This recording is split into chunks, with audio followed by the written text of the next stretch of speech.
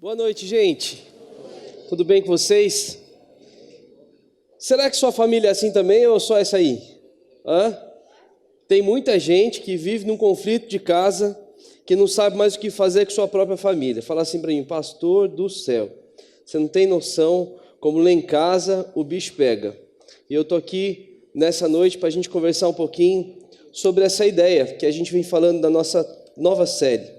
Mas antes eu quero convidar você a fazer uma oração. Feche seus olhos um instante, curve sua cabeça, feche seus olhos. Vamos orar?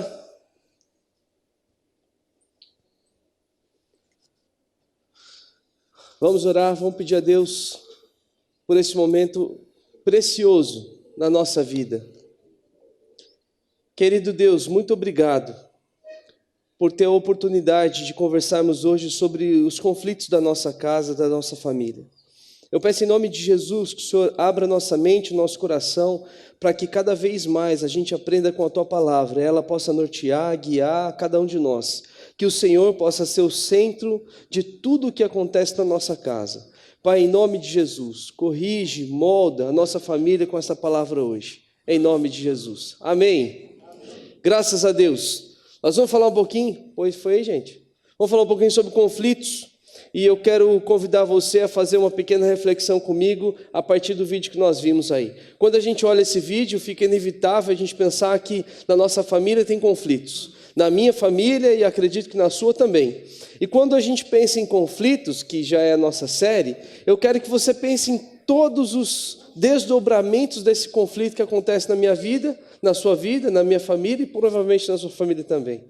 Algumas pessoas me procuram, né? Ontem eu fiz um casamento e é bem engraçado, né? No dia do casamento as pessoas vêm, pastor, que cerimônia linda, né? Mas curiosamente veio uma pessoa e falou assim para mim, olha, essa sua mensagem hoje foi propícia a tantos casais que estão aqui vivendo uma crise no casamento. Eu lembrei e falei assim, olha só, se ele tivesse falado conflito, eu ia falar que está assistindo uma série nossa, né? Mas não era, é outra cidade. Aí ele falou assim para mim, a gente precisa ouvir isso, pastor. Sabe qual que é o nosso maior problema, gente? A gente não consegue associar as verdades bíblicas com a prática da nossa vida. Semana passada nós trouxemos aqui um pastor que falou para a gente, como terapeuta, né? Explicou para a gente algumas coisas básicas, que eu tenho certeza que você sabia disso. Mas é bem verdade que a gente tem dificuldade de olhar para a nossa vida e baseá-la naquilo que a palavra de Deus fala. E é muito verdade também que muitas vezes eu vou nortear a minha vida segundo aquilo que eu quero e não aquilo que a palavra de Deus diz. Então, hoje eu quero convidar você para fazer uma reflexão comigo nesse Salmo 128. Nós vamos ler a partir do versículo 1. Se você tiver com seu smartphone, liga a sua Bíblia, abra. E se você não tiver com nada, acompanhe comigo. Salmo 128, a partir do versículo 1. Vamos ler?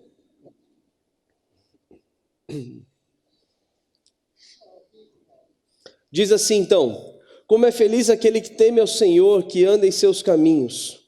Você desfrutará o fruto do seu trabalho, será feliz e próspero. Sua esposa será como videira frutífera que floresce em seu lar. Seus filhos serão como brotos de oliveira ao redor da sua mesa.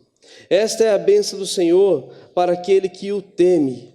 Que o Senhor o abençoe desde Sião, que você veja a prosperidade de Jerusalém enquanto viver.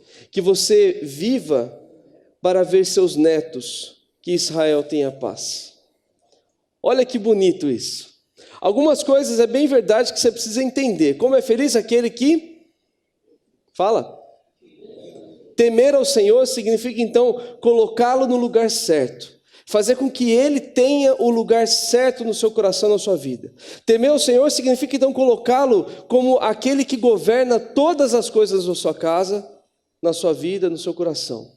E mais do que isso, é fazer com que ele tenha de volta o centro da sua vida, o centro das suas emoções. O judeu chama isso de coração. Mas aqui o Salmo fala de algumas promessas. Você desfrutará do fruto do seu trabalho e será feliz e próspero. Uau, isso é legal. Sua esposa será como a videira frutífera que floresce em seu lar. Seus filhos serão como o broto de oliveira ao redor de sua mesa. Tudo isso para o judeu é uma bênção. Mas parece que a gente perdeu a perspectiva de quem faz tudo isso.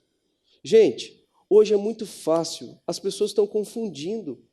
Eu acho que eu consigo tornar o meu filho uma bênção toda vez que eu der aquilo que ele quer. Eu acho que eu consigo fazer com que minha casa seja uma bênção toda vez que a minha esposa quiser alguma coisa, eu entrego para ela boa. É assim, mas sem o meu coração de fato naquilo lá.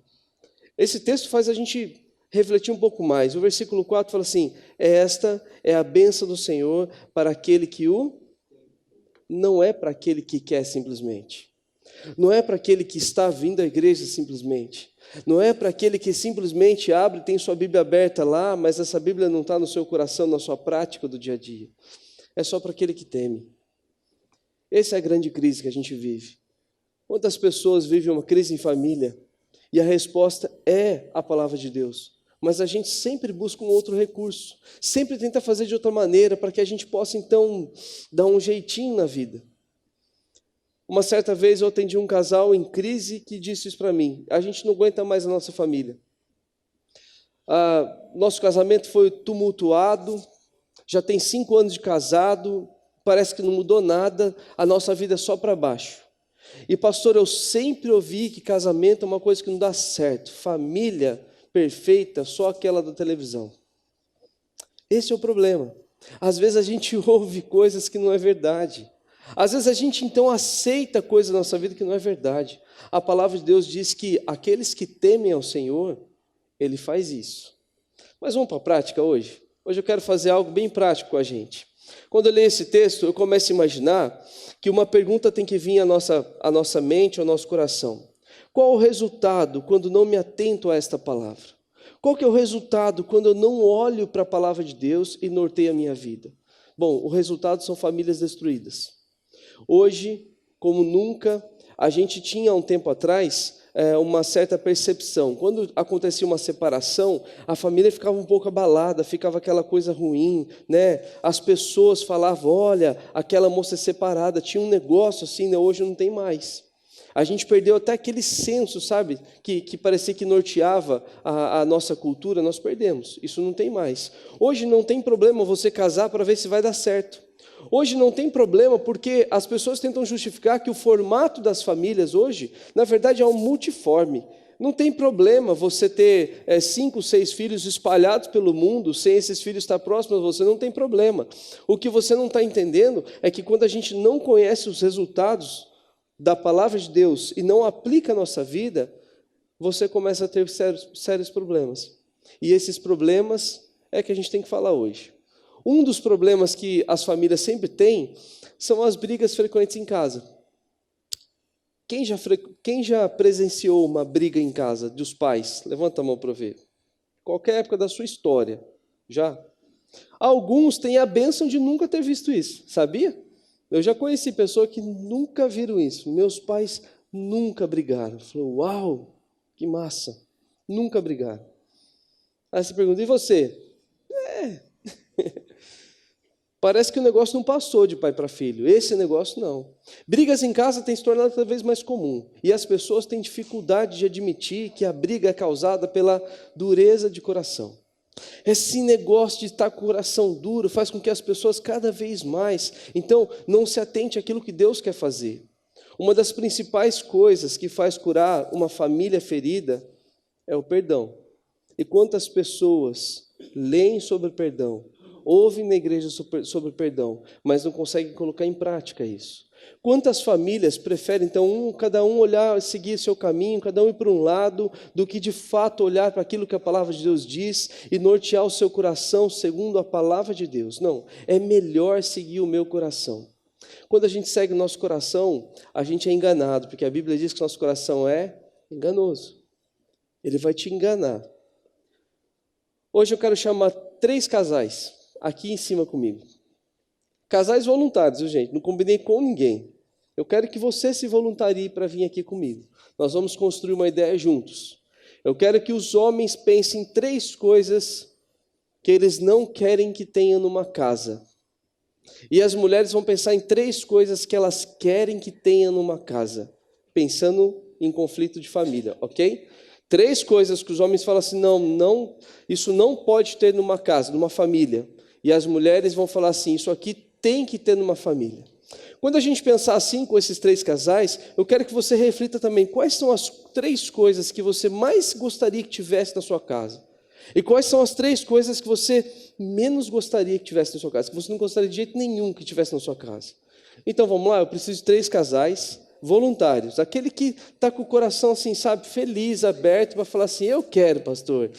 Caso você então não esteja assim tão feliz e aberto, aí eu te convido para vir aqui, eu te voluntario, olha que beleza que ia ficar, né? Vamos lá? Tem algum casal assim com livre e espontânea vontade que queira vir? Levanta a mão já o casal para eu ver, 1, 2, 3 e já. Eu sabia que ia ser assim. Vamos lá então? Você pode então denunciar o seu amigo, caso ele queira aí vir, tá? Eu vou escolher pessoas que não sejam tão tímidas assim, ok? Eu vou escolher a Carla e o William. Vai ser um casal, bem? Eu vou escolher o Edson e a Paula, outro casal. Fala, gente, agora eu quero vocês citam aí um casal. Quem falar bem alto um casal vai levar 1, 2, 3 e... Carlos e Sandra foram escolhidos. Vem para cá também. Vai ser uma benção. Daliane e Robson. Não, já foi. Já deu 3.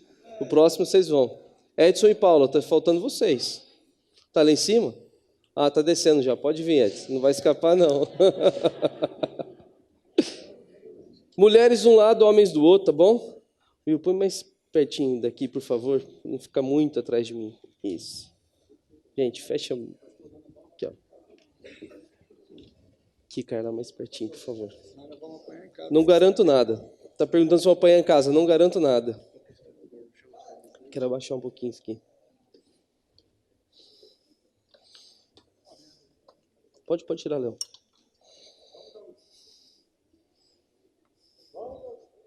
Bom, pensando então que agora a gente já tem 3 casais para fazer a nossa dinâmica e repensar essa ideia toda do que a gente quer e o que a gente não quer em casa. Por que eu chamei gente aqui? Porque geralmente tudo que a gente fala aqui na igreja, qualquer outro pastor, eu trouxe pastor já, eu trouxe um terapeuta, mas parece que a coisa ainda não vai. Então hoje a gente vai fazer na prática.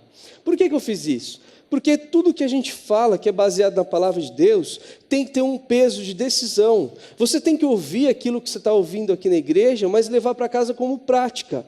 E tomar uma decisão, eu vou fazer isso em casa. Quer ver só, quem é solteiro aqui? Levanta a mão para eu ver. Fica com a mão erguida, tá? Quem pretende casar aqui, continua com a mão erguida. Quem não quer casar de jeito nenhum, levanta a mão. Quem não quer casar, gente, abaixa a mão. Você quer? Eu já vi aqui que tem mulher precisando de marido e tem marido precisando de mulher. Casar é bom, gente. Melhor mesmo é a lua de mel.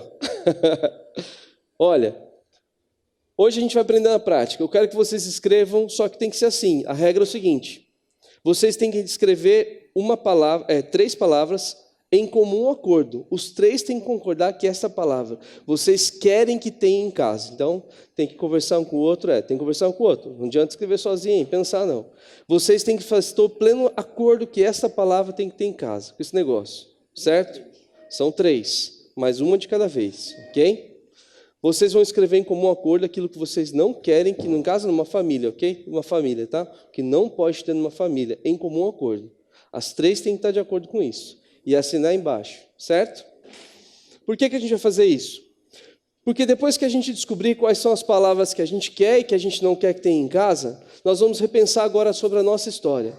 Quais são as coisas que você quer levar para a sua história, as coisas que você não quer levar para a sua história? O texto bíblico vai ajudar a gente a refletir nisso. Aquele que teme ao Senhor tem aquilo que Ele está prometendo. Aquele que não teme ao Senhor não consegue desfrutar das coisas que Ele promete. Então, quando a gente não consegue desfrutar das coisas que Deus prometeu para a gente começa a buscar essas coisas pelos nossos próprios meios. Olha para mim, presta atenção nisso. Quando você não teme a Deus, você começa a buscar prosperidade pelos seus próprios meios. Quando você não teme a Deus, você começa a buscar a felicidade pelos seus próprios meios. Quando você não teme a Deus, você tenta ter uma família perfeita, bonita, pelos seus próprios meios. São coisas difíceis de conseguir. Mas a palavra de Deus norteia a gente para isso. E como que é então quando a gente teme a Deus? Quando a gente teme a Deus, a felicidade não está baseada naquilo que eu quero que tenha na minha família, mas sim naquilo que Ele deu para a minha família. Percebeu a diferença? Quando eu temo a Deus, eu não estou preocupado em quão próspera a minha família vai ser, mas eu estou descansando no cuidado que Deus está dando para a minha família. Então eu acredito que Ele está cuidando de mim, eu confio nele, então eu passo a olhar para as coisas que Ele fez com prazer. Em terceiro, quando eu temo a Deus, eu descanso meu coração nele. A minha família, de fato, passa a temer a Deus também. A minha família passa a perceber que tudo aquilo que vem da palavra de Deus, vem de Deus, e Ele constrói em nós. É um aspecto diferente de família. A sociedade tem moldado o termo família e o conceito por muito tempo. Ultimamente, a gente viu isso mais forte por conta da política e tudo mais. Mas em 1960 teve uma revolução sexual, deram esse nome, que mexeu bastante com isso. Então falaram assim, não, você pode ter livre prazer com qualquer um. Isso afetou diretamente a construção do casamento. Isso afetou diretamente as famílias. Aquele negócio que a gente tinha então de conversar com os filhos, mudou o vocabulário, mudou o jeito de falar, mudou o jeito de pensar, mudou a maneira que as famílias agiam. E mais do que isso, quando a gente então deixa de confiar em Deus como aquele que é o provedor da nossa casa, a gente começa então a buscar os prazeres de casa, fora de casa. A gente começa a encontrar prazer em outras coisas, menos na nossa família. Então, antes da resposta vir, já está pronto aí? Uma só? Então vai, segunda agora, é a segunda palavra. São 3. Já pensaram nas 3? Ah, você está vendo? Ah, não acredito não, vai. Quero que vocês entendam uma coisa. Toda vez que a gente tenta buscar algo fora da palavra de Deus, a gente então começa a desconstruir a ideia toda daquilo que é uma família. Vamos para as palavras para a gente ver o que vai? Vamos lá. Quero saber então, em primeiro lugar, eu preciso do microfone aqui, arruma para mim, por favor. Nós vamos entender qual é uma palavra ou alguma coisa que não pode faltar. Ou pode faltar, qual que é o seu? Pode. Que não pode faltar. Está aqui. Que não pode faltar no casamento, na família. Né? Na família, não pode faltar. Lê a primeira palavra para mim. Diálogo. Diálogo. Tá ligado? Ah, não tá ligado não. Agora as pessoas vão te ouvir, peraí. Pronto. Diálogo com o microfone aberto. Diálogo com o microfone aberto. Vocês concordam que o diálogo não pode faltar numa família? Quem não concorda, levanta a mão, que a gente vai pegar você e colocar você numa salinha do lado. Concorda? Tá bom. Agora vocês.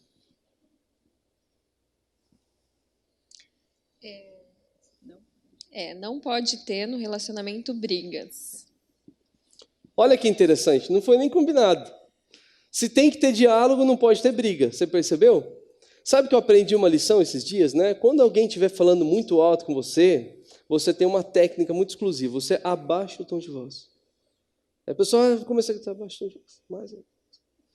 Isso quase não falha. Se falhar, aí você ergue, né? E vai pro passo, parte pro pau, porque aí não tem jeito. Não tem jeito, né, gente? Aí, tô brincando. Não é isso não.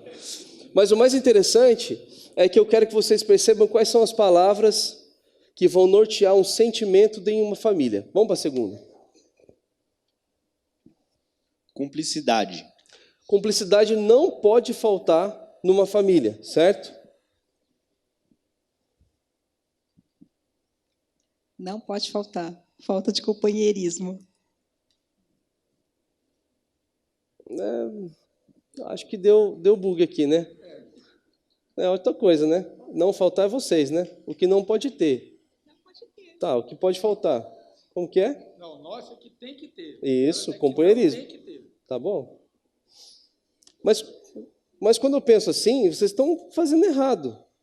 Porque as mulheres estão certas. Sempre. Se você fala para mim agora que a cumplicidade é uma coisa que tem que ter no casamento, ela vira e fala para mim que não pode faltar companheirismo, quem está certo nisso? Ah, bom. Vocês têm que entender uma coisa. Toda palavra vai nortear um sentimento. Quando a palavra norteia um sentimento, uma das coisas que a gente tem que prestar mais atenção na nossa vida é quais são as palavras que norteiam o sentimento que estão ligadas à palavra de Deus. Você está vendo que eu estou construindo uma ideia, né? Quais são as palavras que norteiam um sentimento que estão de acordo com a palavra de Deus. A Paula poderia falar assim, dinheiro. Poderia, né, Paula? Não pode, dinheiro. Ele poderia falar, queria, né? Ele poderia falar assim, bom, eu acho que não pode faltar numa casa, sei lá, churrasco todo final de semana. Poderia, não poderia? Sim ou não? Poderia. Alguém poderia virar aqui e falar assim, bom, eu acho que não pode ter numa casa, como elas aqui, não pode ter numa família, mais do que briga, não pode ter rancor, né? Você percebeu que rancor norteia um sentimento. O churrasco, só um desejo, que a gente gosta, mas é só um desejo. E perceba onde isso vai dar. Vamos para a última palavra. Vocês agora primeiro. Desrespeito na relação.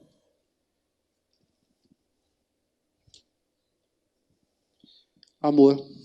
Amor. O que tem que ter numa família é amor. O que não pode faltar numa família, eu acho que vocês estão bugando minha série aqui. Vocês estão errando agora. Eu sempre imaginei que fossem os homens que estivessem sempre errados numa relação. Mas eu começo a perceber, ouvindo as mulheres, que não sempre os homens estão errados, as mulheres estão erradas. Porque amor é mais importante, não é? Do que isso que você falou aí.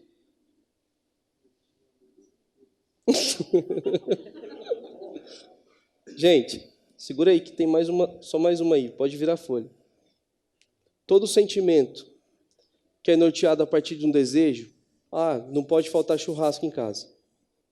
Todo sentimento que norteia um desejo, que leva um pensamento que não está ligado à palavra de Deus, pode te causar um problema. Tem problema ter churrasco em casa? De maneira alguma. Mas o problema é quando isso não vem de acordo com o casal, que está ligado à cumplicidade, que está ligado ao amor, que tem a ver com companheirismo e com a palavra de Deus. Por que estou dizendo isso? O salmo que nós lemos, vou voltar ele aqui para vocês verem. O salmo que a gente leu, o versículo 4, ele começa a nortear a gente em relação aos nossos sentimentos e pensamentos. Esta bênção do Senhor é para aqueles que o temem. Tudo que Deus promete dar para a gente está condicionado a algo que a gente está fazendo, temer a Ele. Quando a gente está falando de uma família, a gente tem um princípio básico da família, que é o que a gente vai fazer agora, que todos eles aqui sabem, vai ser fácil para eles. E o conceito básico de uma família está ligado ao cabeça de casa, à auxiliadora e aquilo que é construído segundo a palavra de Deus. E aí eles frutificam, têm os filhos e passam todos eles a temer a Deus. E olha o que acontece, o versículo 6, que você vive para ver os seus netos. Quando esse salmo está sendo escrito, ele está sendo escrito para nortear um sentimento de que aquele que está meditando nessas palavras, nesse cântico, possa perceber o quanto Deus tem que ser temido ao ponto da sua vida dar certo. O problema é que quando a gente coloca os nossos sentimentos e desejos da forma errada, eles podem nortear a gente para o lado errado. Eles podem simplesmente levar a gente para a perdição. Por exemplo, quando eu estou falando aqui com essa pergunta, qual o resultado de quando não me atento a essa palavra? Quando eu não percebo que eu preciso temer a Deus em primeiro lugar. E este é o segredo da construção de uma casa, da construção de uma família. Eu vou nortear o meu sentimento por um achismo. Eu acho que minha família deveria fazer uma viagem por ano para os Estados Unidos. E você vai juntar um tanto de dinheiro para fazer isso. Eu acho que eu deveria morar num tal lugar. E você vai lutar para aquilo lá. Eu acho que o meu filho deveria se casar com a fulana de tal que está em tal lugar.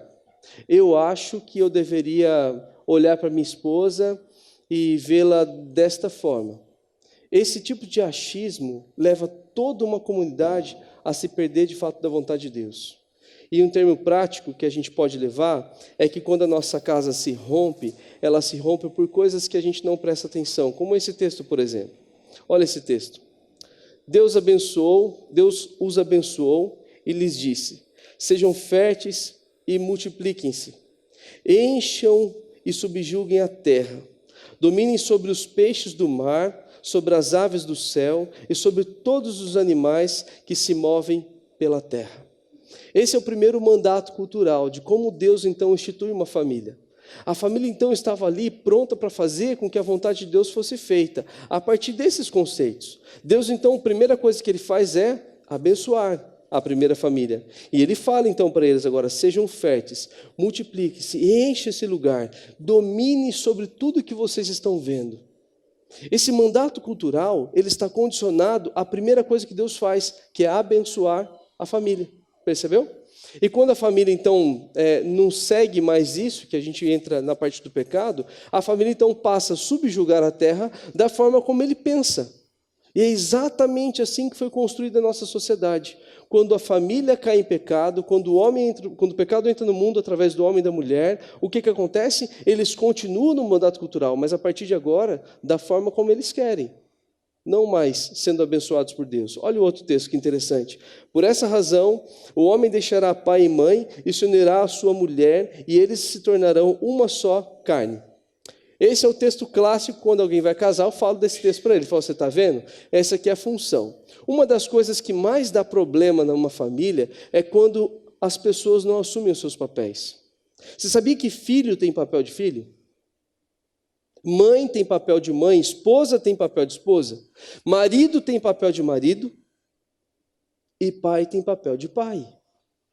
Quando essas coisas são invertidas, a casa cai, ela se rompe novamente. E esse texto não está aqui por acaso, mas é proposital, para a gente perceber que quando o mandato cultural começa a ser invertido por conta do pecado, esse aqui tem que nortear a nossa vida novamente, esse aqui tem que mostrar para a gente que, e Jesus cita novamente esse texto. E o que acontece? Quando a gente então está olhando para esse texto, ele começa a mostrar para mim que eu preciso assumir meu papel. Vamos lá. 2 palavrinhas, tá bom? Que vocês vão fazer.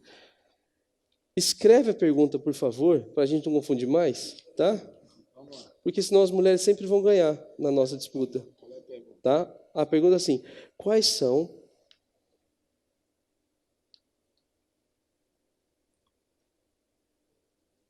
só para ele.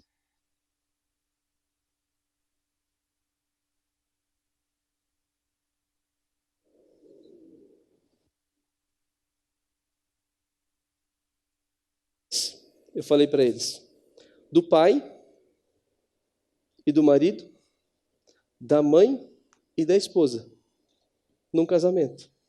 A gente precisa descobrir, porque quando a gente não cumpre os nossos papéis, a gente tem um problema.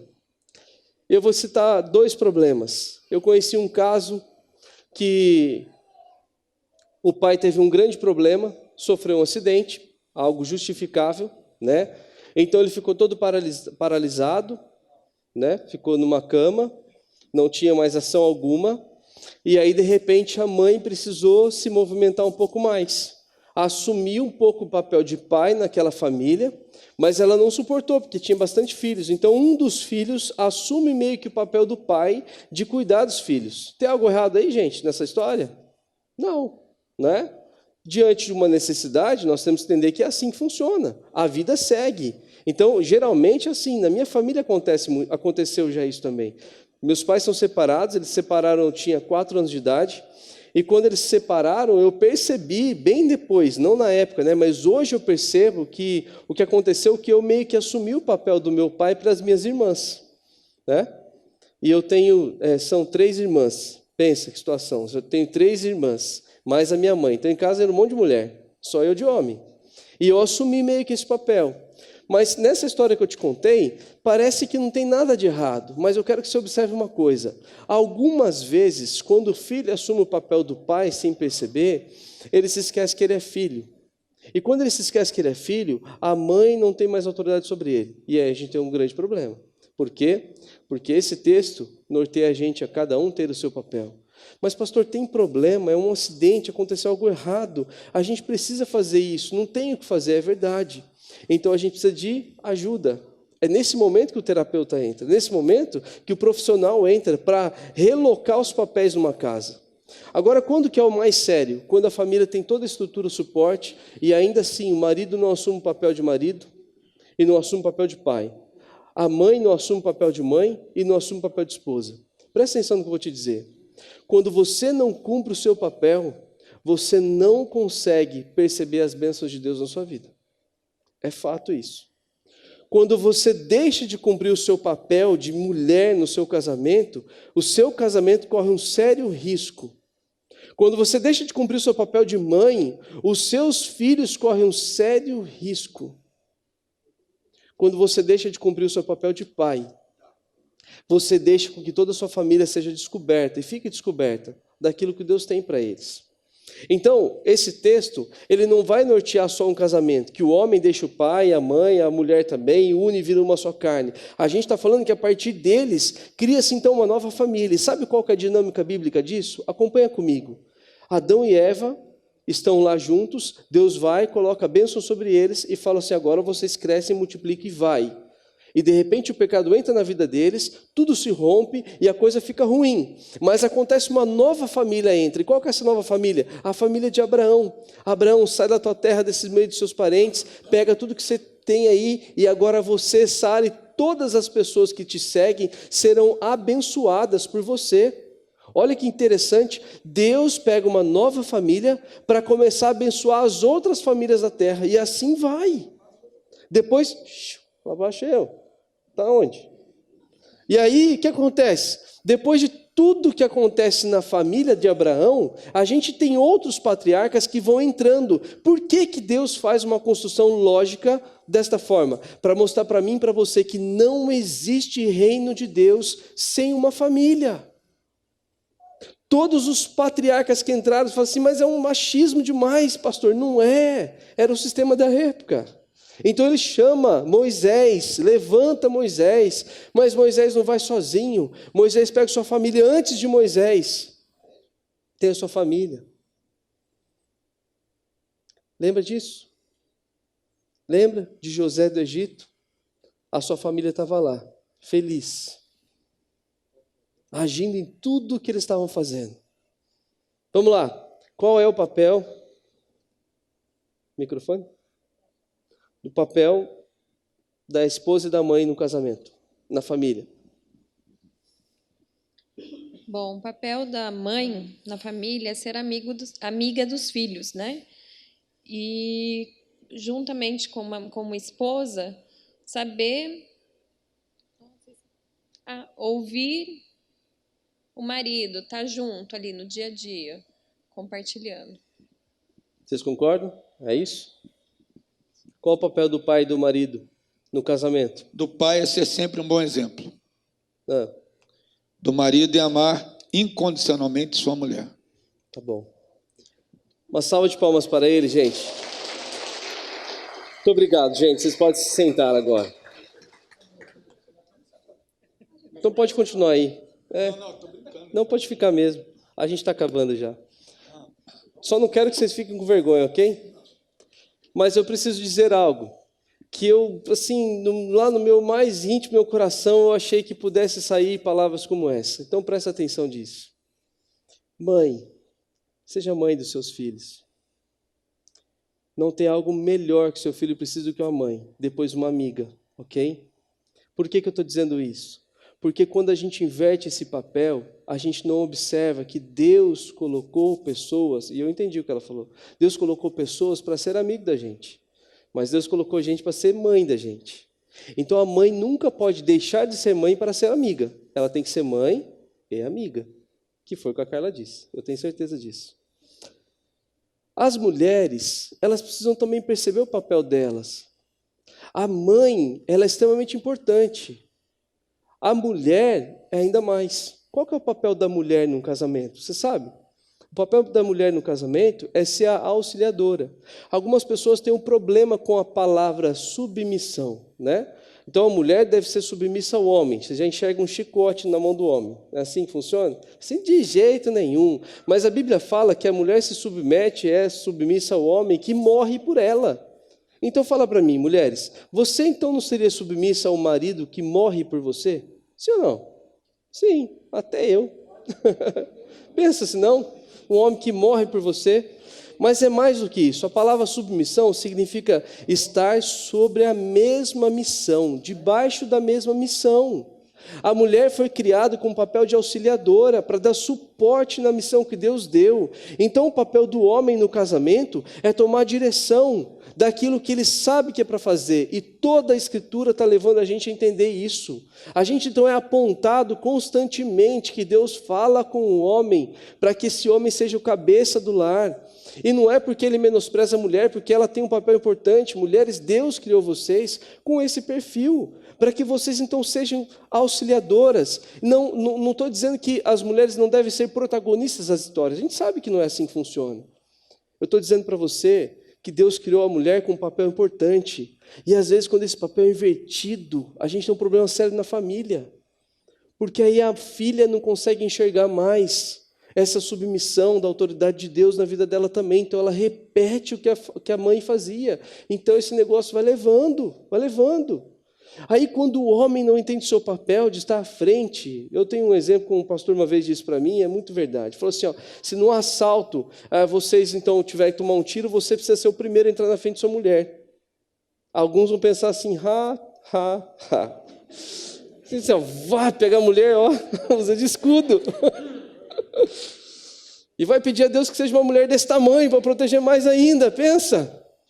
Mas a Bíblia fala que o homem, que o marido tem que amar a esposa igual Jesus amou a igreja. Você sabe o que quer dizer isso? Não significa só morrer por ela, morrer já é muito, certo? Significa renunciar a tudo que tem, todo o seu status, por amor a ela. Quando o homem não faz isso, quebra a família. Renuncia tudo que tem. O pai precisa renunciar coisas que tem para dar atenção ao seu filho. Porque os filhos, eles são como flechas. E sabe o que quer dizer isso na compreensão então judaica desse negócio? Quer dizer então que ele precisa ser lançado no alvo, no lugar certo. E é função dos pais fazer isso. Nosso próximo tema é esse, eu não quero dar spoiler aqui, ok? Eu vou falar de pais e filhos no próximo tema. E eu quero que você entenda, quando a família então não compreende o seu papel na história, eles não conseguem ser abençoados. E esse texto aqui traz luz a tudo isso que a gente está falando. Lê comigo. Mas se vocês se recusam a servir ao Senhor, escolham hoje a quem servirão. Escolherão servir aos deuses ou aos quais seus antepassados serviam, além do Eufrates. Ou